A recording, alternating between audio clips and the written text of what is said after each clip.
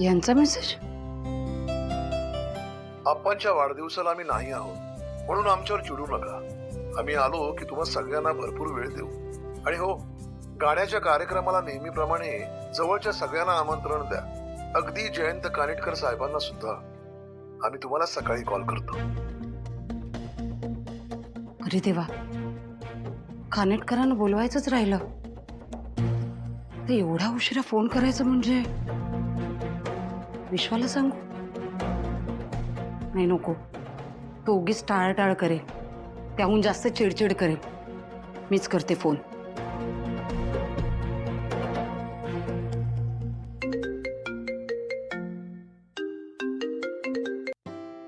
नमस्कार. बोला काकू. नमस्कार. खरं तर सगळ्यात आधी सॉरी एवढा उशिरा फोन केला. अहो, पण कारणही तसंच आहे. अहो, उद्या की नाही आप्पांचा वाढदिवस आहे. त्यासाठी घरी सुगम संगीताचा कार्यक्रम ठेवलाय, म्हणून तुम्हाला आमंत्रण द्यायला फोन केलाय. खरं तर हे कामानिमित्त बाहेर गेलेत, पण त्यांनी आवर्जून तुम्हाला बोलवायला सांगितलंय.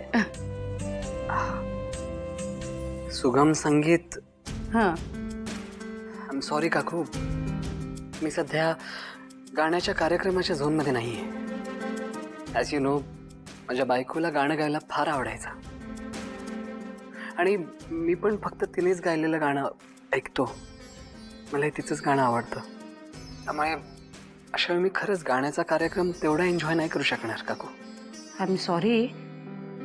म्हणजे समजू शकते मी, पण जयंतराव, मी काय म्हणते, इतर कुणाचं तरी गाणं ऐकलं तर कदाचित तुम्हाला बरंही वाटेल. अहो, आम्हा सगळ्यांचीच अशी इच्छा आहे की तुम्ही यावं. ठीक आहे, मी येईन. पण माझी एक अट आहे. अट?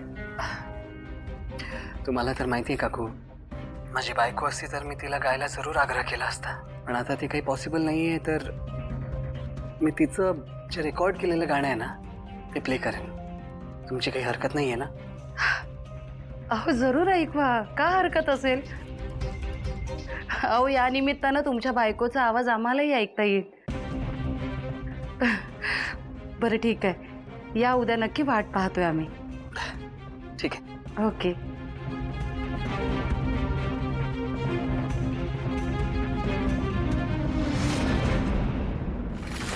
मॅडच्या घरी जेव्हा मी जानूचं गाणं प्ले करेन ना, तेव्हा त्या विश्वाचा चेहरा बघण्यासारखा असेल. त्याला काय वाटलेलं की जानू त्याच्याच जवळ येईल ना. पण जानू, तू सर्वतोपरी माझ्या जवळ आहेस. तुझ्या गायलेल्या गाण्यांसकट, तुझ्या आवाजासकट, तुझ्या आठवणींसकट तू माझ्या जवळ आहेस. जानू, जिथे जिथे तुझ्यावर प्रेम करायची, तुझ्यावर हक्क गाजवायची मला संधी मिळेल ना, ती मी सोडणार नाही. तू माझी आहेस, फक्त माझी.